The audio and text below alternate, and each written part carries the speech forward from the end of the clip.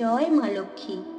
বন্ধুরা, দীপাবলির আলোয় ভাসতে ভাসতে আমরা প্রথমেই যেটা পালন করি সেটাই হলো ধনতেরস বা ধানতেরস। এদিনের ঘরে ঘরে নতুন জিনিস কেনা হয়, ঘর সাজানো হয়, আর প্রদীপের আলোয় মুখর হয়ে ওঠে প্রতিটি পরিবার। কিন্তু জানেন কি, কেন এই দিনে নতুন জিনিস কেনা হয়? শুধু ধন লাভের জন্য নয়, এর পেছনে আছে গভীর শাস্ত্রীয়, ঐতিহাসিক ও বৈজ্ঞানিক রহস্য। চলুন আজ আমরা জানব ধনতেরসের মাহাত্ম্য, দেবকথা, রীতি ও প্রতীক তাৎপর্য। ধনতেরস শব্দটি এসেছে দুটি সাংস্কৃতিক শব্দ থেকে। ধন মানে সম্পদ এবং তেরস মানে ত্রয়োদশী তিথি। কার্তিক মাসের কৃষ্ণপক্ষে ত্রয়োদশী তিথিতে পালিত হয় এই ধনতেরস। দীপাবলির 5 দিন উৎসবের প্রথম দিন এটাই। এই দিনকে আরও বলা হয় ধনত্রয়োদশী, কারণ এই দিনে ভগবান ধন্বন্তরী সমুদ্র মন্থন থেকে উঠে এসেছিলেন। তিনি ছিলেন দেব চিকিৎসক, স্বাস্থ্য, আয়ু ও অমৃতের দেবতা। তার হাতে ছিল অমৃত ভরা কলস, যা জীবনের রক্ষাকর্তা, শক্তির প্রতীক। তাই ধনতেরস মানে শুধু ধন নয়, জীবনের সুস্থতা ও সমৃদ্ধির সূচনা। ভাগবত পুরাণ ও বিষ্ণু পুরাণে উল্লেখ আছে, সমুদ্র মন্থনের সময় যখন দেবতা ও অসুররা অমৃতের জন্য লড়ছিলেন, তখন সমুদ্র থেকে প্রথম উঠে আসে 14টি মহামূল্যবান রত্ন। এই পরেই উঠে আসেন ভগবান ধন্বন্তরী, হাতে অমৃতের কলস নিয়ে। তাকে স্বাগত জানান দেবতারা, কারণ তিনি নিয়ে এসেছিলেন অমৃত, যা অমরত্ব, সুস্বাস্থ্য ও দীর্ঘ জীবনের প্রতীক। এই কারণেই এই দিনটি ধন ও স্বাস্থ্য দেবতারা ধন্বন্তরীকে উৎসর্গিত দিন। তার কৃপায় লাভের জন্য এই দিনে স্নান, প্রদীপ জ্বালানো এবং নতুন জিনিস কেনার প্রথা আছে। এখন আসি মূল প্রশ্নে, কেন ধনতেরসের দিন মানুষ নতুন কিছু কেনে? শাস্ত্রমতে ত্রয়োদশী তিথি অত্যন্ত মঙ্গলজনক। এই দিনে যা কিছু কেনা হয় তা অক্ষয় বা চিরস্থায়ী কল্যাণ বয়ে আনে। অর্থাৎ ধনতেরসের দিন করা ক্রয় শুভ ও মঙ্গলজনক হয়। তাছাড়া এই দিনে কেনা জিনিস মা লক্ষ্মীর আশীর্বাদ নিয়ে আসে বলে বিশ্বাস করা হয়, কারণ এই দিনেই মা লক্ষ্মী পৃথিবীতে ভ্রমণে আসেন এবং যার ঘরে পরিচ্ছন্নতা ও আলো থাকে সেই ঘরে তিনি প্রবেশ করেন। ধনতেরসের দিন মানুষ সাধারণত কেনেন সোনা, রূপো, তামা বা পিতলের জিনিস, নতুন বাসন বা রান্নার সরঞ্জাম, গৃহস্থলীর প্রয়োজনীয় সামগ্রী। কেউ কেউ নতুন অলংকার, নতুন জামা, এমনকি যানবাহন কেনেন। বিশ্বাস করা হয় ধাতব জিনিস কেনা মানে পৃথিবীর শক্তির সঙ্গে সংযোগ স্থাপন করা।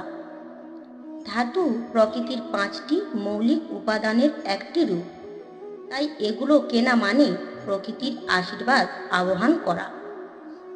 ভক্তরা মনে করেন এই দিনে মা লক্ষ্মী ভগবান বিষ্ণুর সঙ্গে পৃথিবীতে আগমন করেন। তাই ঘর সাজানো, পরিষ্কার রাখা আর নতুন কিছু কেনা মানে তার জন্য ঘরের শুভ আগমন প্রস্তুত করা। অনেকেই বলেন ধনতেরসে কেনা জিনিস যতই ছোট হোক তা জীবনে সমৃদ্ধি, শান্তি ও সৌভাগ্যের সূচনা ঘটায়। তাই কেউ ছোট প্রদীপ কেনেন, কেউ নতুন বাসন। মূল কথা শুভ চিন্তা ও নতুন সূচনা।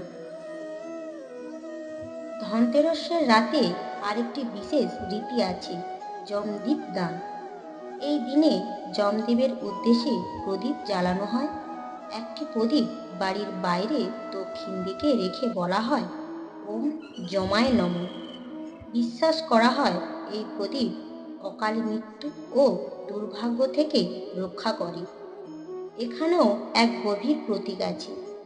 যম মানে মৃত্যু আর প্রদীপ মানে আলো, অর্থাৎ আমরা মৃত্যু ভয় বা অন্ধকারের মধ্যেও আলোকিত থাকার শপথ নিই।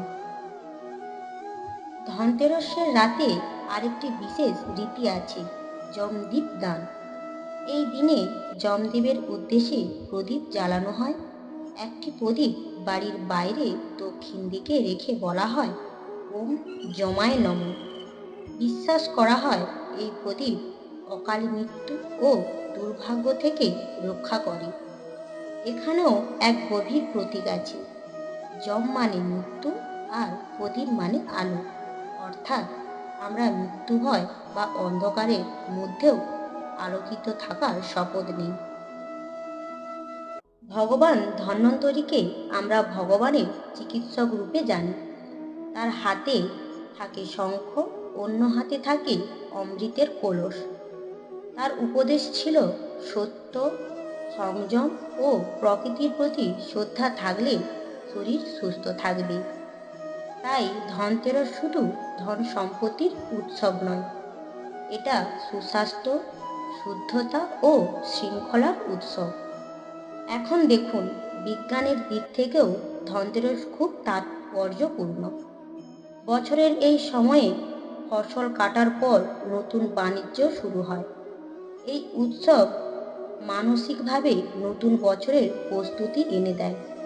ঘর পরিষ্কার করা, নতুন জিনিস আনা, সবই এক ধরনের পজিটিভ রিসেট। তেল প্রদীপের ধোঁয়া বাতাসের জীবাণু নাশ করে, ফলে পরিবেশ থাকে শুদ্ধ, যা আসলে স্বাস্থ্য রক্ষার প্রতীক। বন্ধুরা, এখানে ধন মানে শুধু টাকা বা সম্পত্তি নয়।